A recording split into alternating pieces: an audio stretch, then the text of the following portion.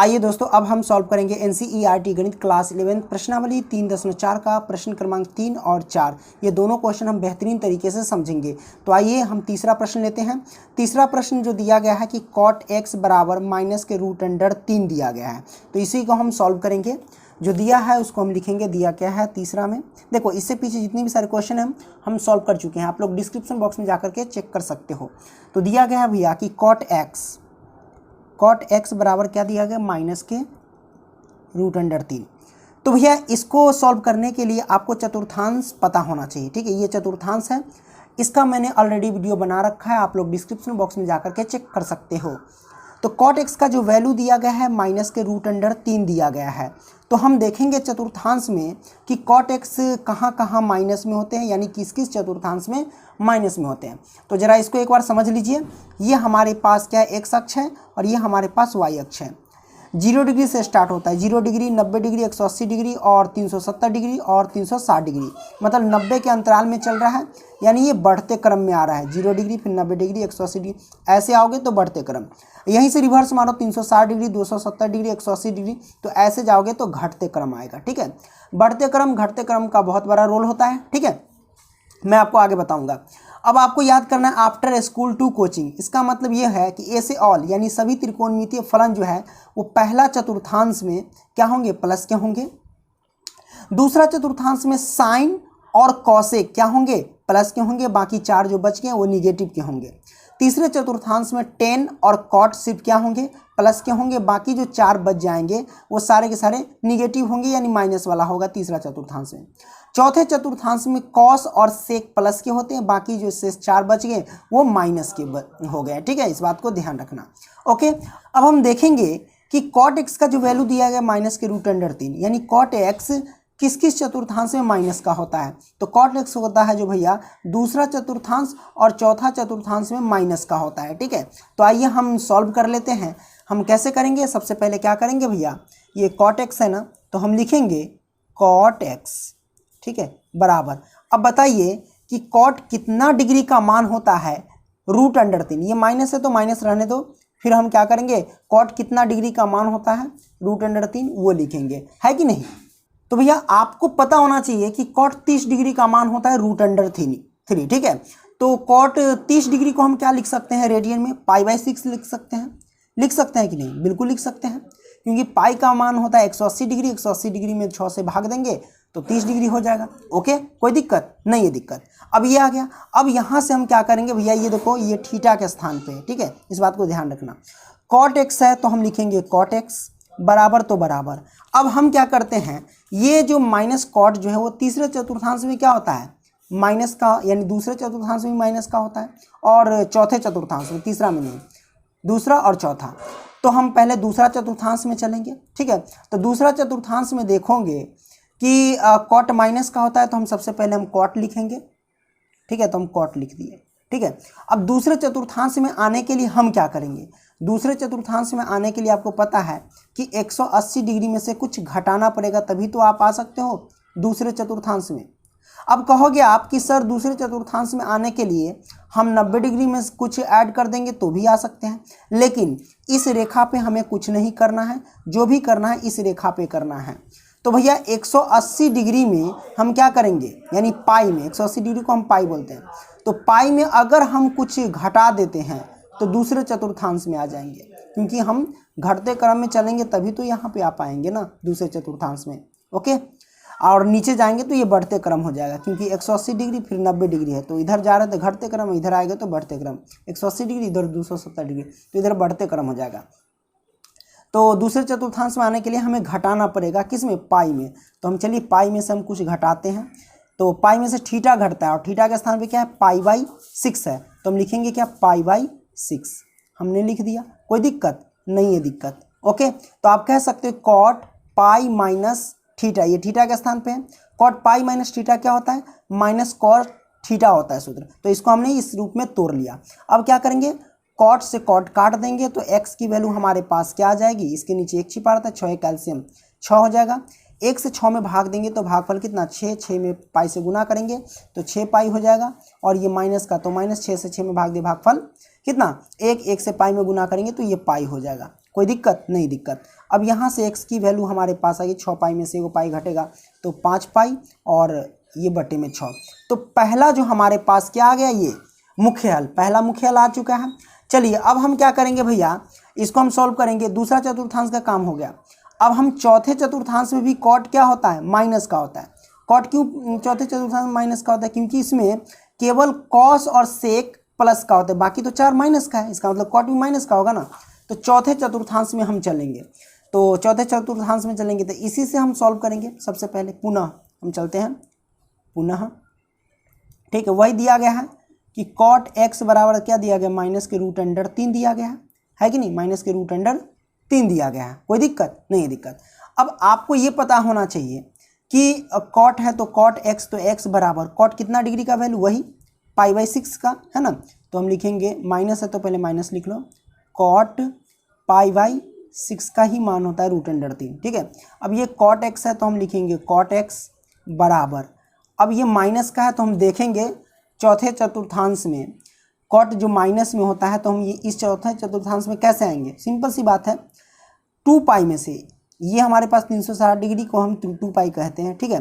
तो चौथे चतुर्थांश में आने के लिए 2 पाई में से कुछ घटाना पड़ेगा, है कि नहीं। तो इसमें कॉट माइनस का होता है चौथे चतुर्थांश में, तो हम लिखेंगे सबसे पहले कॉट, और उसके बाद आने के लिए 2 पाई में से हमें कुछ घटाना पड़ेगा। तो 2 पाई में से घटाएंगे क्या, थीटा, थीटा के स्थान पे क्या π/6, हम π/6 घटा देंगे, घटा दिए। कॉट से कॉट कैंसिल, तो x बराबर तो x, अब ये 2 पाई, इसके नीचे 1 छिपा रहता है, 2 6 यानी 6 एक एल्सियम लेंगे तो 6 होगा, है कि नहीं। अब 1 से 6 में भाग दें, भागफल 6, 6 से 2 में गुना करेंगे तो 12, और पाई है तो पाई, माइनस 6 से 6 में भाग दें, भागफल 1, 1 से पाई में गुना करेंगे तो ये हमारे पास पाई हो जाएगा। कोई दिक्कत नहीं दिक्कत। तो x की वैल्यू हमारे पास क्या आ जाएगी, 12 पाई में से 1 पाई घटाएंगे तो हमारे पास क्या पाई बचेगा, ये बच जाएगा 11 पाई। क्या बच जाएगा, 11 पाई और बट्टे में 6 बच जाएगा, ये आ गया। अब इसका हम कह सकते हैं कि मुख्य हल, मुख्य हल जो हो गया हमारे पास कौन कौन हुआ, देख लो, 5 π/6 हुआ और कॉमा में 11 π/6 हुआ, ठीक है। कोई दिक्कत नहीं है दिक्कत। अब हम क्या करते हैं, इसका हमें व्यापक रूप भी लिखना है। क्या लिखना है, ये तो मुख्य हल निकल गया, अब हमें इसका व्यापक रूप लिखना है। तो सिंपल सी बात है, आप देखोगे कि कॉट एक्स है बराबर -k कॉट π/6 है, तो ये पता चलेगा इससे कि कॉट एक्स बराबर कॉट वाई पे जा रहा है, कॉट एक्स बराबर कॉट वाई पे जा रहा है ये, ठीक है। तो आपको पता होना चाहिए कि अब हम व्यापक रूप लिख रहे हैं ना, तो यहाँ पे लिखेंगे चूँकि कॉट एक्स बराबर कॉट वाई, कॉट एक्स बराबर कॉट वाई का व्यापक रूप क्या होता है ना। तो जब ये इसके बराबर रहेगा तो इसका व्यापक रूप होगा, यानी x बराबर जो होगा भैया वो होगा nx ± k y, ठीक है, कॉमा n जो होगा यानी नंबर जो होगा वो किससे बिलोंग करेगा, z से, यानी पूर्णांक से बिलोंग करेगा, ठीक है। इस बात को ध्यान रखना। तो यहाँ पे हम चलो इस पे आप पुट कर देते हैं, ये व्यापक रूप है, इस फॉर्म में हमको दिया गया है ये, और इसको हम व्यापक रूप में लिखते हैं। तो हम लिख सकते हैं nx और प्लस माइनस y की जगह पे क्या लिखेंगे, सिंपल सी बात है, मुख्य हल में जो पहला मान आता है वो हम y के जगह पे लिखते हैं। तो मुख्य हल में ये पहला मान है 5 π/6, वो हम 5 π/6 लिख देंगे, और n जो है वो क्या करेगा, z से, यानी पूर्णांक से बिलोंग करेगा, ठीक है। तो ये हमारे पास आंसर हो गया व्यापक रूप, और ये हमारे पास मुख्य हल हो गया। कोई दिक्कत, यानी व्यापक हल और मुख्य हल निकाल दिए, कोई प्रॉब्लम नहीं। अब हम क्या करेंगे भैया, इसमें हम चौथा प्रश्न देखेंगे और चौथा प्रश्न को समझने की पूरी कोशिश करेंगे। तो ये हमारे पास आ गया भैया चौथा प्रश्न, है ना। तो चलो चौथा प्रश्न को सॉल्व करेंगे। चौथा प्रश्न क्या कहता है, जरा ध्यान से देखना कि कॉसेक x बराबर -2 कह रहा है ना, कॉसेक x बराबर -2। सिंपल सी बात है, वही चतुर्थांश में देखेंगे कि कॉसेक x का वैल्यू है -2, इसका मतलब कॉसेक x जो है वो माइनस का होगा। तो इस चतुर्थांश में देखिए कि कॉसेक कहाँ कहाँ माइनस में होता है, बताइए। तो साइन और कॉसेक इसमें तो प्लस का होता है, टेन और कॉट इसमें प्लस का होता है, इसका मतलब इसमें कॉसेक जो माइनस का होगा। तो तीसरा चतुर्थांश में माइनस का होगा, और इसमें भी चौथे चतुर्थांश में भी क्या होगा, कॉसेक माइनस का होगा। तो तीसरा और चौथा में माइनस का होता है, इस बात को आप जान लिए। अब चलिए इसको हम सॉल्व करते हैं। यहाँ पे लिखेंगे कॉसेक कॉसेक एक्स यानी थीटा के स्थान पे एक्स, ठीक है। तो अब सोचो कि कॉसेक कितना डिग्री का मान होता है, 2। ये माइनस है तो माइनस लिख लो आगे, ठीक है। अब बताओ कि कॉसेक कितना डिग्री का जो मान होता है वो कितना होता है भैया, 2 होता है। तो आप कहेंगे कॉसेक 30 डिग्री का मान होता है 2, है ना, यही ना होता है। तो कॉसेक 30 डिग्री को हम क्या लिख सकते हैं, कॉसेक है तो कॉसेक, और 30 डिग्री को हम रेडियन में कन्वर्ट करेंगे तो पाई/6 लिख सकते हैं। तो हम लिख देंगे पाई/6। कोई दिक्कत नहीं है, दिक्कत, क्योंकि पाई का मान होता है 180 डिग्री। 180 डिग्री में 6 से भाग देंगे तो 30 डिग्री आ जाएगा, है कि नहीं। अब यहाँ से हम क्या करेंगे, कॉसेक एक्स है तो कॉसेक एक्स और बराबर, तो कॉसेक की जो वैल्यू है वो माइनस में है, तो हम देखेंगे माइनस में। पहले तीसरे चतुर्थांश में देख रहे हैं, तीसरे चतुर्थांश में भी क्या है, कॉसेक माइनस का होता है, ठीक है। तो तीसरे चतुर्थांश में आने के लिए हम क्या करेंगे, सिंपल सी बात है, 180 डिग्री यानी पाई में हम कुछ ऐड करेंगे, यानी थीटा ऐड करेंगे, तभी तो हम तीसरे चतुर्थांश में आएंगे। तो हम सबसे पहले लिखेंगे तीसरे चतुर्थांश में कॉसेक है, तो कॉसेक जो कि माइनस में होता है। अब हम देखोगे तीसरे चतुर्थांश में आने के लिए पाई में क्या करेंगे, कुछ ऐड करना पड़ेगा। तो पाई में हम कुछ ऐड करेंगे यानी थीटा ऐड करेंगे, और थीटा है पाई/6, तो पाई/6 लिखेंगे। इससे क्या पता चला कि कॉसेक पाई प्लस के थीटा बराबर क्या होता है, माइनस के कॉट थीटा, कॉसेक थीटा। तो माइनस कॉसेक थीटा को इस रूप में हमने तोड़ लिया, ओके। अब कॉसेक से कॉसेक कैंसिल, तो एक्स की जो वैल्यू आ जाएगी, इसके नीचे एक छिपा रहता है, 6 कैल्शियम लेंगे तो 6, 1 से 6 में भाग देंगे तो 6, 6 से पाई में गुना करेंगे तो 6 पाई, और प्लस के 6 से 6 में भाग देंगे भागफल 1, 1 से पाई में गुना करेंगे तो पाई, ठीक है, ये आ गया। तो x की वैल्यू हमारे पास आ गई 6 पाई और 1 पाई, क्या 1 पाई हो गया, 7 पाई और बट्टे में 6। तो पहला मुख्य हल निकल चुका है। चलिए अब हम क्या करेंगे, दूसरा मुख्य हल निकालेंगे। कैसे निकालेंगे, फिर पुनः चलेंगे। जो दिया गया कॉसेक एक्स को तोड़ के ये वाला लाए थे, हम उसी को लिख देंगे। कॉसेक एक्स बराबर हम क्या तोड़े थे, माइनस के कॉसेक पाई/6 तोड़े थे। चलिए अब हम तीसरे चतुर्थांश का तो काम कर दिए, चौथे चतुर्थांश में आते हैं। चौथे चतुर्थांश में आने के लिए हम 2 पाई में से क्या करेंगे, कुछ घटाएंगे तभी तो आएंगे।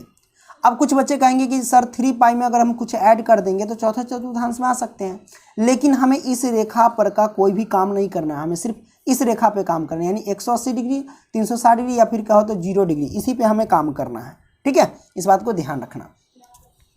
तो चलिए हम क्या करते हैं भैया, कॉसेक एक्स है तो हम लिखेंगे कॉसेक एक्स बराबर, अब क्या करेंगे, सिंपल सी बात है, तीसरे चतुर्थांश में आने के लिए, यानी चौथा है ना, चौथे चतुर्थांश में कॉसेक क्या होता है, माइनस का होता है। तो हम सबसे पहले लिखेंगे कॉसेक, ओके, और इसमें आने के लिए 2 पाई में से क्या करेंगे, कुछ घटाना पड़ेगा, यानी थीटा घटाना पड़ेगा। तो थीटा हमारे पास क्या, पाई/6, तो हम लिखेंगे पाई/6, हम घटा दिए।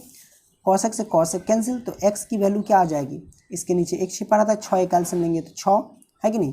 1 से 6 में भाग दे, भागफल हो गया 6, 6 से 2 में 2 पाई में गुना करेंगे तो 6 दूनी 12 पाई, और माइनस के 6 से 6 में भाग दे, भागफल 1, 1 से पाई में गुना करेंगे तो ये पाई हो जाएगा।